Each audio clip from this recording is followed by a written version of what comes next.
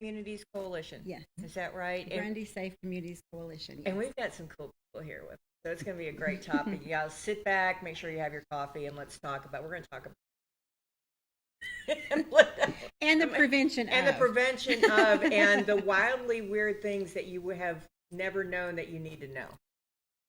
I'm Belinda Morgan, and I'm thrilled to be here with you. Thank you so much for your time this morning. And Garrett Heatherly is my coworker, and we are with the Grundy Safe Communities Coalition, and that's a lot of words.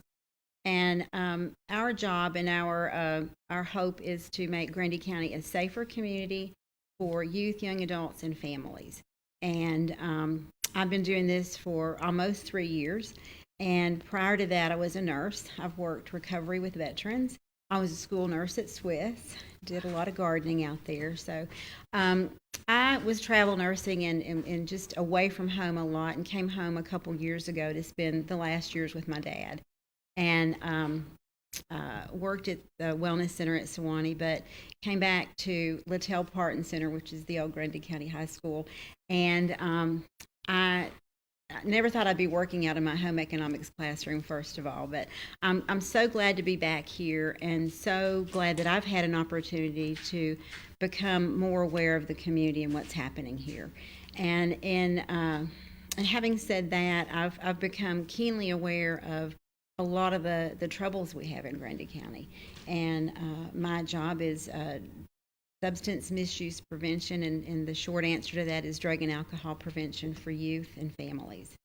So that's what I do, and we work with 12 sectors in the community. We work with churches, the teachers, elected officials, media, and to make this place a little better, to make it safer for our kids, and to work prevention. We have wonderful recovery efforts here, and I'm so grateful for that. But my hope is to embrace the community and with awareness, to let everybody know what's going on here, and to do prevention instead of recovery. That's what I do.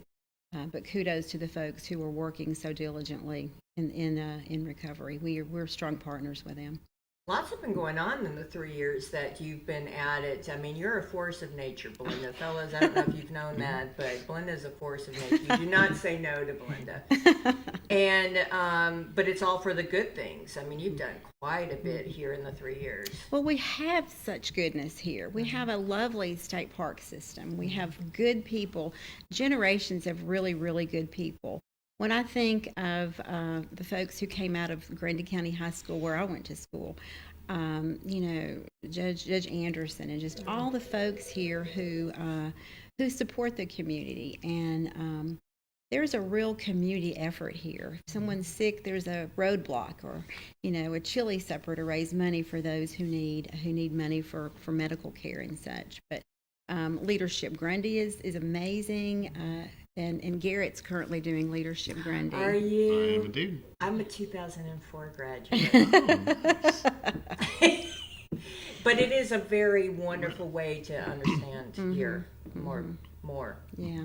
And I've typically worked away from Grundy. I've had a home here for 30 years, but I've worked away, done a lot of traveling and travel nursing.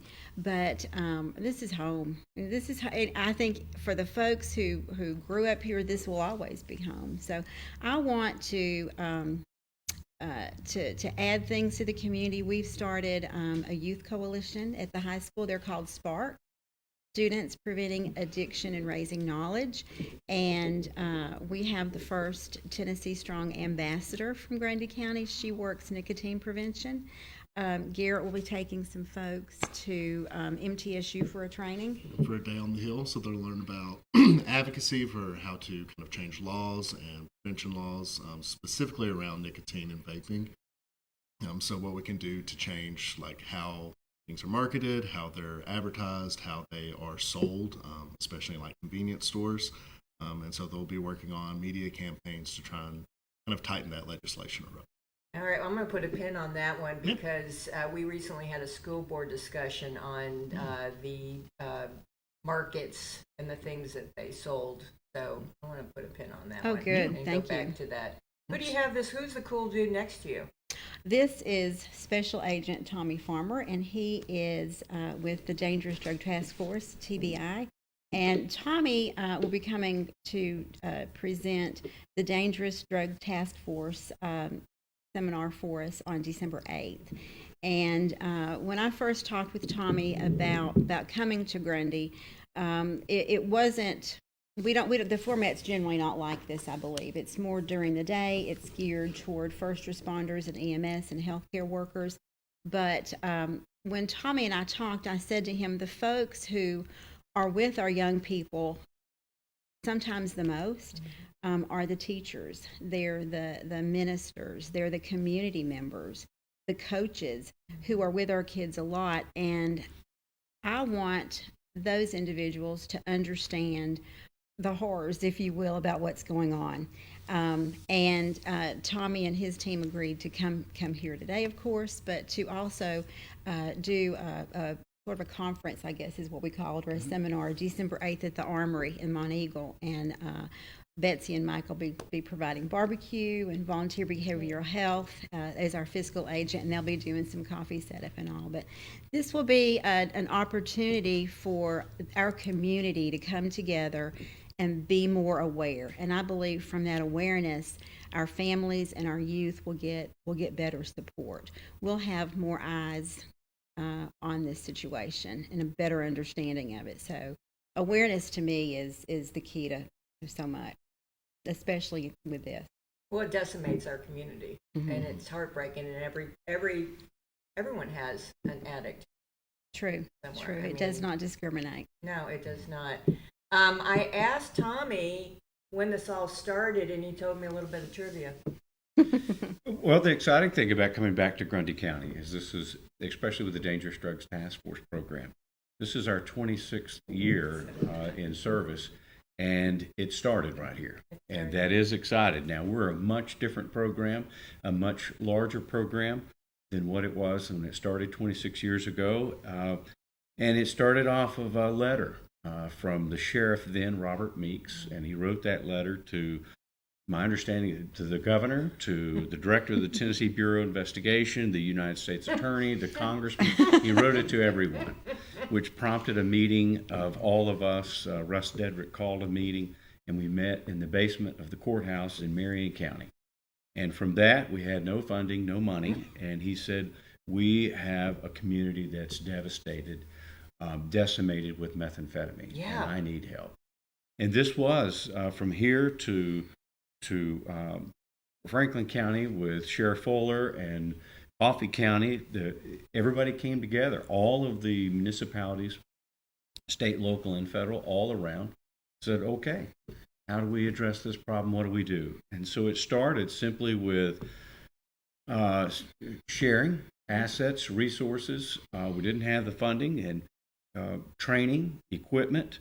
And we petitioned for a federal grant. Congressman Watt was the congressman at that time. He got us our first grant in 2000.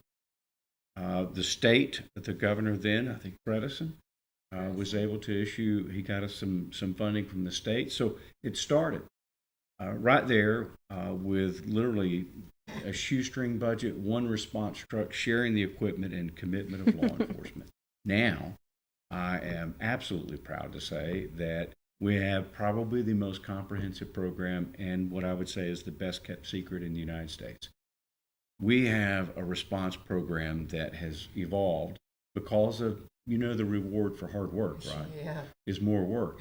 But it's been a rewarding part of it. Yeah. It's okay to sleep when you die. Yeah, we went from methamphetamine because the drug trends and the problems change and evolve. And we went with those, and they said, hey, can you guys look at can you look at pharmaceuticals? Yes, we can. And then that evolves to the opioid epidemic, and then heroin and fentanyl. And then we expanded instead of trying to redo and rebuild something new and different. We took all the partnerships that we learned and all the things that we learned, like associating and partnering with drug endangered children or with all of the coalitions, and we had forged all of these great relationships because you have to have them. You do. The problem is local, and the solution's going to be local. Yes, You can't fix it from Nashville. You can't fix it from Washington. But if you turn right around and you go right back, and this has been the goal of everything that we have done. We've been in operation 26 years. We have literally distributed tens of millions of dollars. And it's always been a commitment that we receive the money. We have never charged for one service, one training. We've trained more than 5,000 law enforcement certified. We've responded back in the day to 7.8 meth labs a day, 2,086 a year. We're not there, but now we're responding to presumptive testing. We're responding to still doing a lot of training. We're doing lab certification, plus we do drug death related investigations and train law enforcement how to go in and look at a death scene that is drug related and to investigate that and then bring those individuals to justice. And at the same time, we expanded with Drug Endangered Children Alliance, working hand in hand with all of the coalitions across the state. And then probably one of the most recent programs we've added along with that is Handle with Care. And our Handle with Care initiative is fantastic. And what that simply does is it's a no-cost program for schools that connects law enforcement, first responders with the schools. And all it says is if law enforcement or first responders or there was a critical incident and they recognize that children were in that home, then all it does is it's a QR code, sends a message to the designated person within the school district that says, you know what, if little Johnny or little Susie comes in and they look rough tonight or in the morning or wearing the same clothes, handle them with care. They had a rough night. And so those programs, we also, if you laid awake wondering where all of those pharmaceuticals go, we collect. With the DEA take back, with the coalitions, with mental health, substance abuse, and drug, and our environment conservation, we collect from more than 430 permanent collection bins at every county, every sheriff across the state and police department. We collect about 81,000 pounds of unused pharmaceuticals a year, and we make sure that those are safely disposed of. And then we run the adjudicated drug waste. So all of the seizures of the fentanyl, you see a traffic stop, there was 100 kilos of fentanyl or cocaine. All of that comes to us. We have environmentally safe large waste incinerators that we dispose of all of that. So you burn it. We burn it. We incinerate it. It looks like a Thomas the Tank Engine. It's got double smokers on, or double containers, and it burns not only the drugs, but it also burns the smoke. And so everything that comes out is just a vapor, and it's while we use energy to burn it, nothing comes out from the drugs. So we're EPA TDEC approved, and it's a much safer way of destroying those drugs as opposed to burying them somewhere in a landfill. Yeah, because they'll get into the water system. Correct. I mean, that's really the bugaboo about all that is it gets into our water system. And the hands of young people. And the hands. And That's our right. community members. Yeah, wow. We work with the task force to do those drug take back, and we actually have Handle with Care in our county. Oh, And of course we so, do. And so, yeah, good resources right here. Good resources. Wow, okay. I asked Tommy before we went on, can we cure addiction? And he looked at me funny. Well, we can cure addiction. I think it's a long road, and, and understanding that we have to prevent it. And I think as I've been told a million times, I've been in this 37 years, and if I've had it said to me once, we've lost the war on drugs. You're not going to win the war on drugs by arresting your way out of this problem. And trust me, law enforcement, we know that. We've known that for a long time. We coined the phrase. However, I will also, and some people may disagree with me, we're not going to treat our way out of this problem as well. Those are today things. What we have to do is it requires both enforcement, it requires treatment, and we should focus on prevention. We've got to go upstream. We have the flavors of the day, and I don't mean to down that, but it's one addiction after another. It's cocaine problem, or it's methamphetamine problem, or it's a crack problem, or it's a fentanyl problem, or it's a pill problem. What we have is an addiction.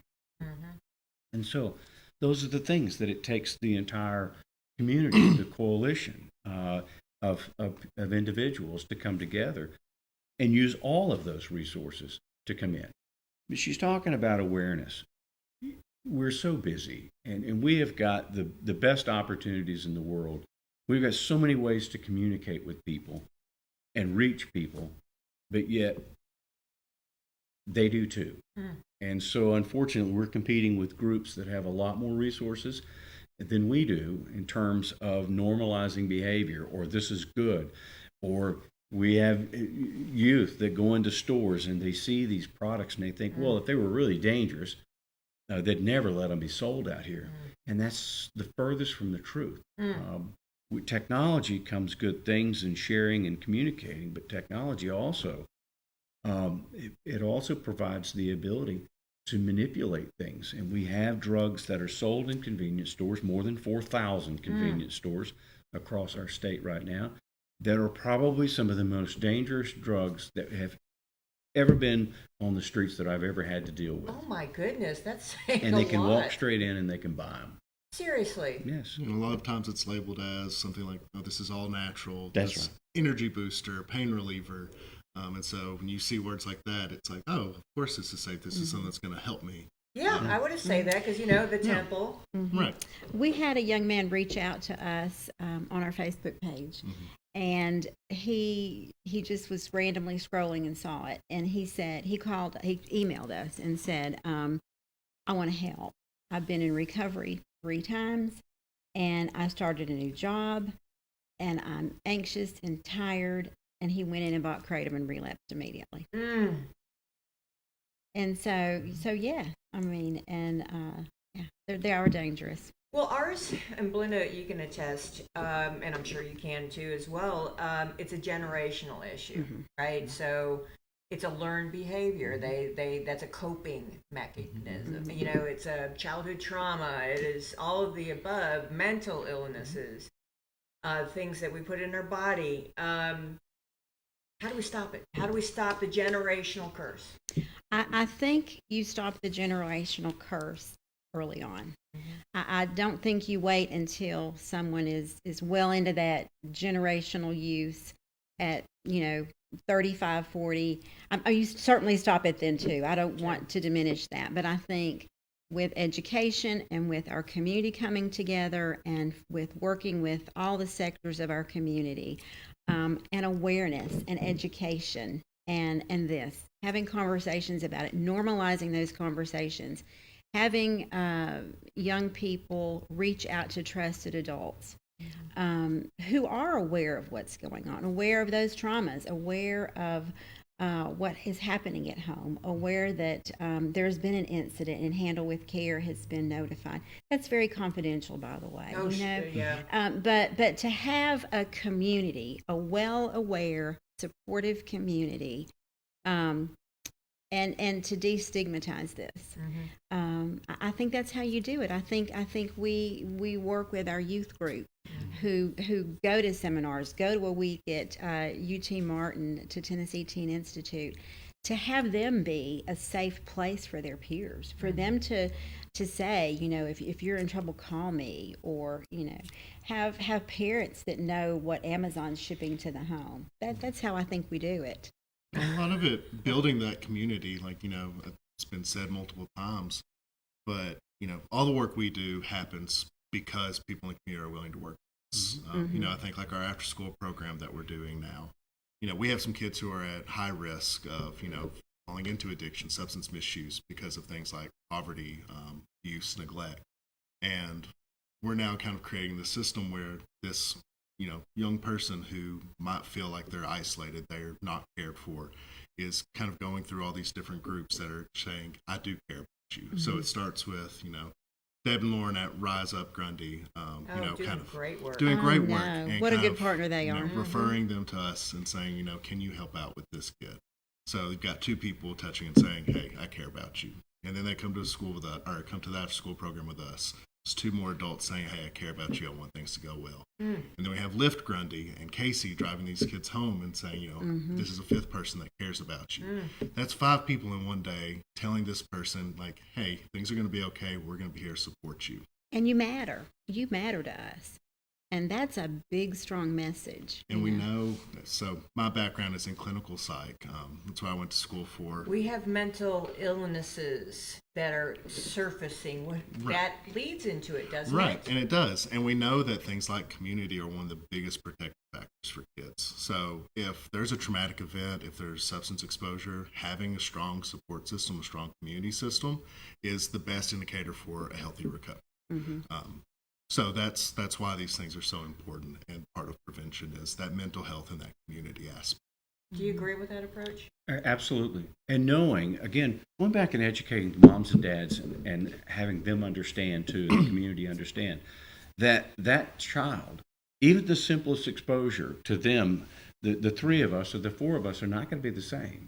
And it can, a major factor of where it develops with us can be our moms and our dads and our grandparents and our families. Second part to that. So the simple exposure, even if it's from a dental procedure or something, you could be more susceptible than another person just because of your history, your family history. And next is, again, normalizing the behavior. We have so many influences, and the kids are being influenced. What we have learned, as we said a minute ago, we've lost the war on drugs. But what we haven't, and what we lose sight of, is we've been very successful in developing drug policies. And those drug policies are based upon the developing person. And what we have learned, that the longer that we can delay drug use, the longer we can prevent a child or later on in life to develop. The body, biologically, mentally, they have not fully developed.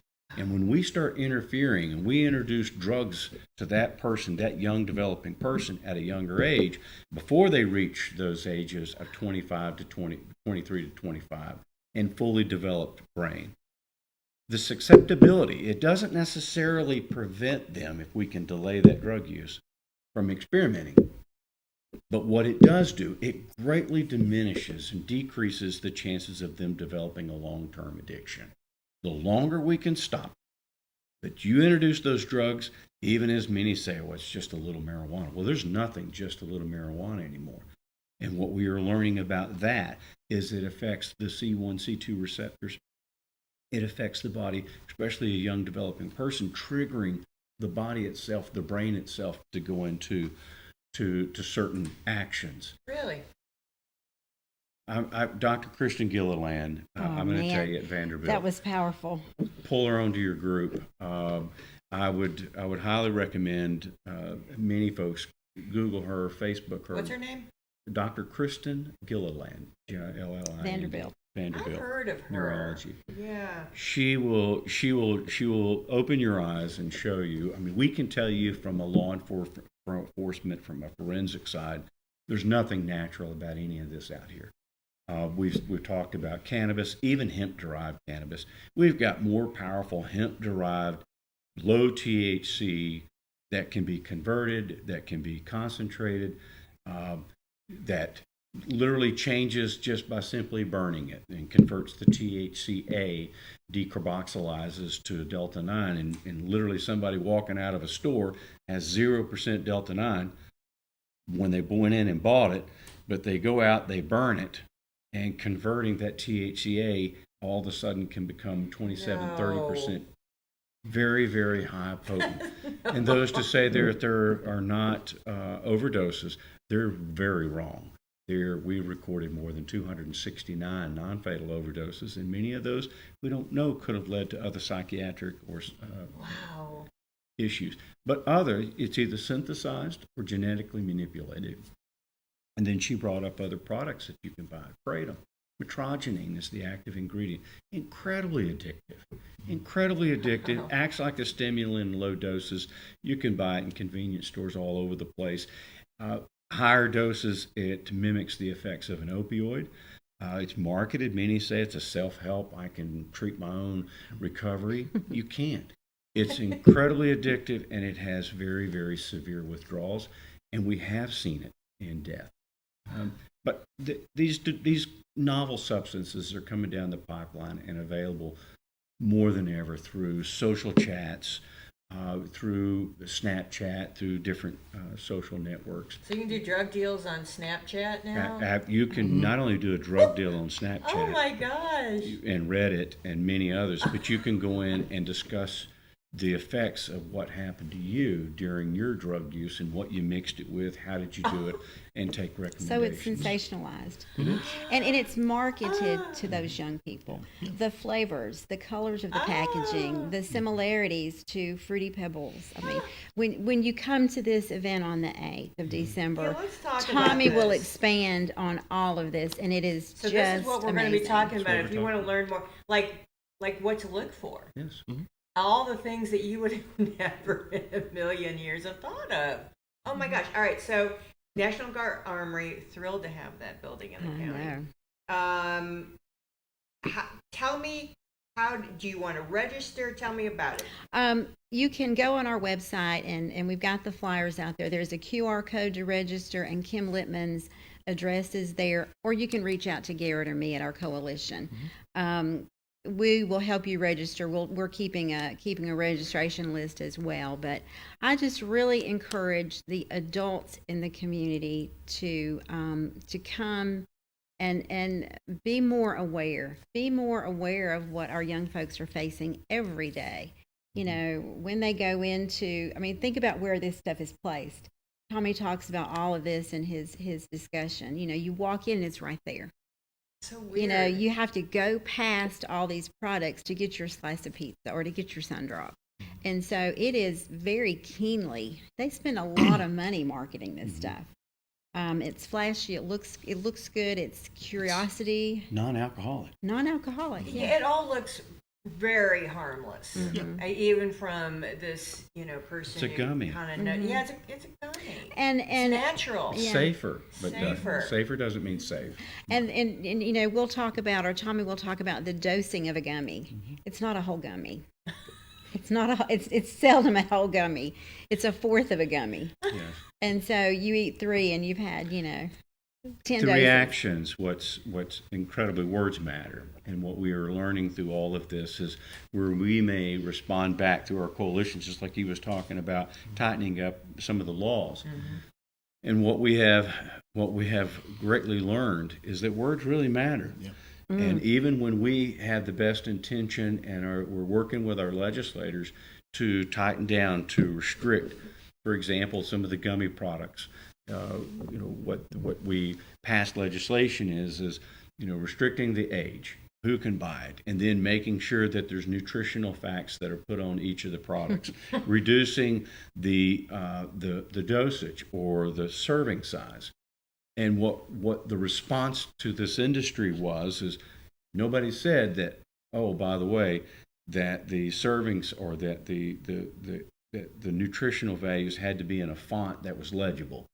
So it's literally printed on them and you can't even read it.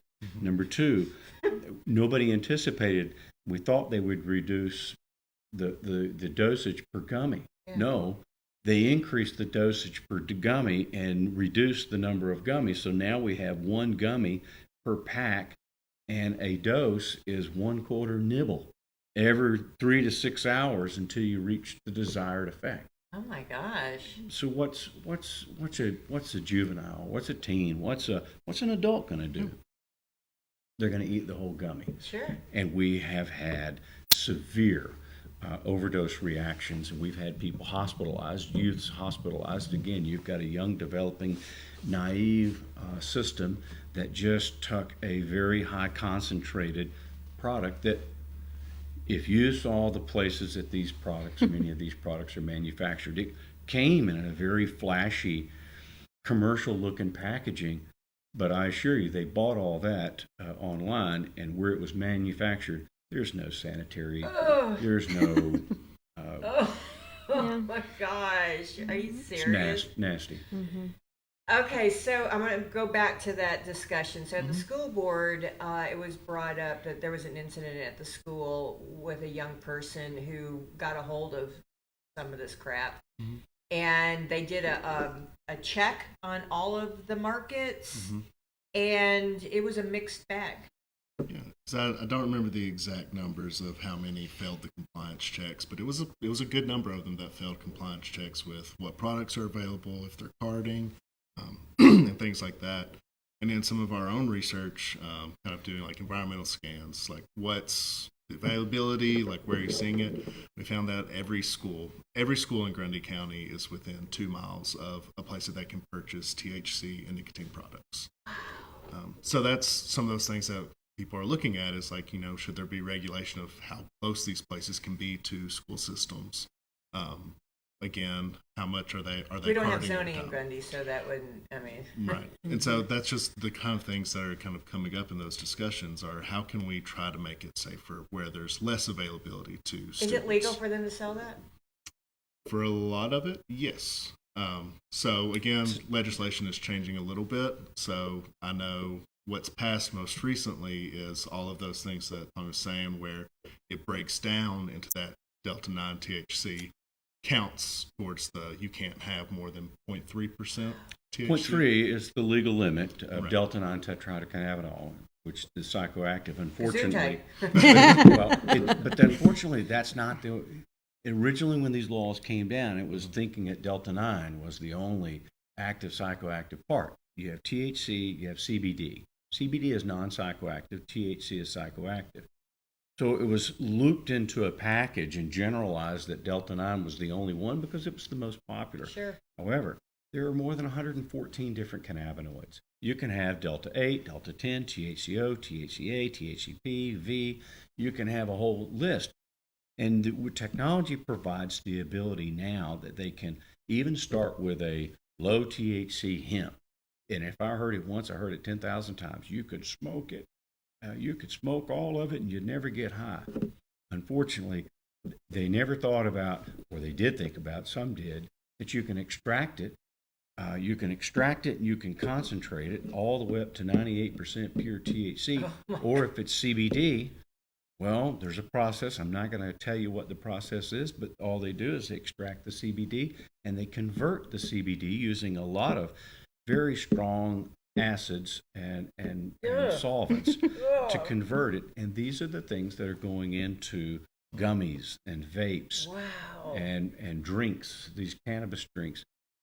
And I caution folks, if nothing else, you don't know what went into it.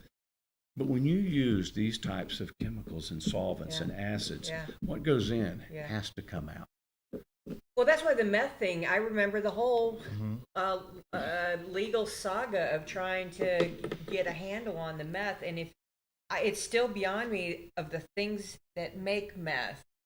And if you see that and you make it and you still want to put it in your body. It's funny you use that analogy because that's exactly where we're at. Yeah. We're exactly there. And I would say back in the day, we're pseudoephedrine, ephedrine being a cold and allergy medication. And listen, there was a lot of folks that was really upset the fact that we had some regulations placed on the sale of those products. I've got allergies. Right, but it was incredibly important. Yes, you gave up a little bit of your freedoms to buy these products. However, we don't have a meth. We're not seizing 2,086 meth labs anymore, or 7.8. They've moved on. today. But the problem is now it's into the same arena. They educated them in the law. So, for example, the THCA, it could easily, arguably be described as the precursor for marijuana, for Delta 9. So the same being is, it would be like pseudoephedrine. You could use the pseudoephedrine as the precursor. You have to have it to make methamphetamine. So we regulated that meth is illegal. If you convert it into meth, it's illegal. The same is exactly what he's talking about, what we're having to do with THCA and the others. THCA is converted into Delta 9. So what we've had to do is go back to what the federal law was, is if it contains a total THC greater than that number. Initially, our law was simplified. It says if it contains the psychoactive part, THC, it's illegal. If it's non-psychoactive, CBD, it's not illegal.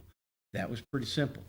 But putting using the federal farm bill originally of 2014 to bury it into a document that's about 3,000 pages and then moving it through and saying, well, and now trying to justify it, saying, well, look at all the taxes, look at all the revenue, look at all that you're gaining. Look at all we're losing. Look at all that we're losing. We're losing our kids. We're losing our We're kids. We're losing our kids. We're losing a lot, and we better take it back. All right. How do people find out more information, Belinda? We always have this information. We're accessible to what Tommy's talking about. We are the local resource in Grundy County to send people where they need for more information. They can always contact us. But Tommy's information is on the flyer. The information on that TBI website, the Dangerous Drugs Task Force, is phenomenal. I mean, you can go on that website and find out every single thing and more that we've talked about this morning. But for the event, again, it's December 8th. Reach out to us. I think Stephen has put our information on the show, but I see Mike and Betsy's 5 to 8. I see Mike and Betsy's barbecue on there. Yeah, Driving people with good food. On, Man, that's so smart. But yeah, we're having a meal, and it's a community conversation. Yeah. It's getting this information that we all need to know. It's awareness. It's awareness. And December 8th at the Armory, and we're not doing it during the daytime like you all typically do for first responders. Yeah. They've agreed to come up here from 5 to 8. That's awesome. And it's an afternoon event, so the teachers will be able to come, working parents will be able to come, but come out and just join the conversation and learn some of this, and let's, Garrett and I say he and I are not the coalition. The community is our coalition. That's the working pieces of keeping this community safe and making it a stronger and brighter place for all of us. We can get into the cost to communities for all this. It's staggering the money that these high power people have that are making this. The money they're making off of Grundy County is just it makes me mad, honestly. It really does, because that's it's very words right it's there. very deliberate. It's very it deliberate. That makes me madder. Yeah. So the way to get involved is to come and listen and to just be aware. Reach out to the Grundy Safe Communities Coalition. Find me at the post office. That's Garrett says that's. Find me at the post office. That's where I do most of my networking. He's over here talking statistics, but I'm moving and shaking and talking to people. So find me. Let's continue this conversation. Let's empower our youth to make the better decisions. Let's empower our police officers. Let's empower. Let's make everybody, our elected officials, our ministers. The clerk at the grocery store, It matters. It does matter. It really does matter. And I tell you, the community, I say stay involved, because stay in touch with your local leaders. Your local leaders, your state representatives, that is incredibly important. And if I haven't learned anything over the last 18, 20 years in Nashville that I have, is when something like this comes down the pipe, and I think that you're kind of getting to that point, you're going to refer to the same thing. There's a small group that may be biased, the other side, that all the legislators, if something that's controversial or we want to ban a product, or it's like this most recent one, attempt to close, when Congress is now trying to close the loophole, and Congressman Desjardins was very much engaged in it. We support him incredibly much. But the public needs to reach out to those legislators and say, we support this, instead of special interest, a small but very vocal and very powerful special interest reaching out and doing all the communications. Our legislators need to hear from the public, the community. Yeah. That's who they really want to hear from. Amen. And we're involved in simple ways as well. I work with the greenhouse and garden program at Tracy City Elementary Leaps. We teach prevention through a greenhouse and a garden. We work with, everybody knows Sharon Turner. Oh my And I gosh. just kicked off the Plant the Promise program, and that is planting red tulip bulbs for awareness. We'll plant those at the greenhouse and the garden at Tracy City Elementary, but we're going to plant them at Sharon's church. I'm going to go talk to her Sunday school group, and it's a discussion about look how beautiful this tulip is because you planted it at the right time. You fed it the right things. You made sure it had sunlight. You gave it what it needed to be a promise. So very simple ways. We go to the high school. We have banners, drug-free student section banners at the high school. Those small things matter. Those are those messages throughout a student's day. While students are at church, watching for that tulip to bloom. It may sound a little trivial to some, but those small things matter. Continue to talk about it. Teach it every way you can. Reach out where you can and when you can, and let our community be aware and let us protect each other. Let us take care of each other. Man, well, I feel that if you get the kids out in the woods Oh, I'm with you. and become one with nature, there is no way that you can't feel better and stay away from drugs. Agree. Park System is one of our best partners. It's a forest bathing. I want to get a certificate. Forest bathing. Let me know. I'll do it with you. Yeah, I want to do painting when I retire. I want to do painting and forest bathing because when you touch your little feet into the ground and when you listen to waterfalls and you become one with nature, it just changes you. It is.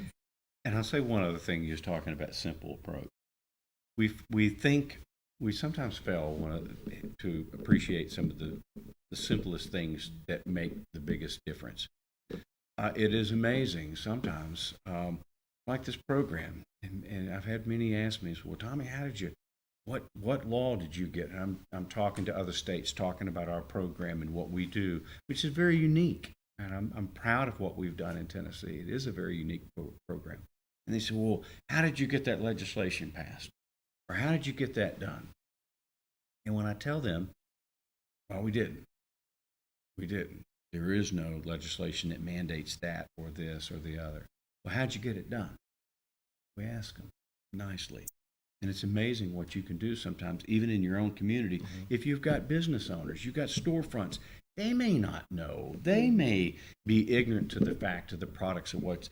And if the community comes in, the coalition comes in, or they see it on the show, and you walk in and say, hey, listen, you may not know this, but our kids at the school, these vapes, this is what's going on. Bradley County, Zandra down at the coalition. Man, she's a powerhouse. She literally took all of the vapes that were seized out of the school and lined them up and circled the entire football field and said, this is a problem in our community. Vapes. It clogged up their entire septic sewage system being flushed down the toilet. The cost of these vapes. And folks think they're harmless. Right. But what does it take to dispose of one of those things? Are you serious? It is hard. It's hazardous It's hazardous waste. No Nicotine way. is more difficult to dispose of. I handle a lot of hazardous waste. As I told you, pills, pharmaceuticals, 81,000 pounds. Working closely with EPA and TDEC and DEA and all of our partners. But vapes with the lithium battery, the nicotine, or the potential, and us not knowing if it's nicotine, if it's cannabis, we don't know because again, many of these products are not labeled properly or they're counterfeit. So you don't know. But yes, they bring up a very good point. Disposal is incredibly difficult and expensive. Do you burn that too? Can you burn that too? I do not burn those in our incinerators. How do you get rid of those? We have to go through a special incinerator. It's a much larger, I'm not going to disclose where we take those, but it is a government facility. And we dispose Area of them. 51. Not in this state. It's where all the vapes are. No, we have to go through a licensed hazardous waste contract. And with this those. toxicity is what folks are putting. Yeah. In their body. In their body. Oh my God. I Yeah. used to lose my Yeah. mind with meth because of what you put in there, and I never even thought. Yeah. All the potencies now. Again, Oh my where God. marijuana used to be 1-3% in the 80s and 90s, now even plant-derived plant material, we'll see it or shipped in from California, Colorado, Washington State, Those or now crazies out there, Oklahoma. man. It's up What? to 37 to Oklahoma, 37 to 40%. If it's in a vape, a gummy, or even the drinks, those cannabis drinks are designed to give you an onset effect in 15 minutes and maximum effect within 30 to 45 minutes, meaning that you drive down the road and we're second to alcohol. Second to alcohol.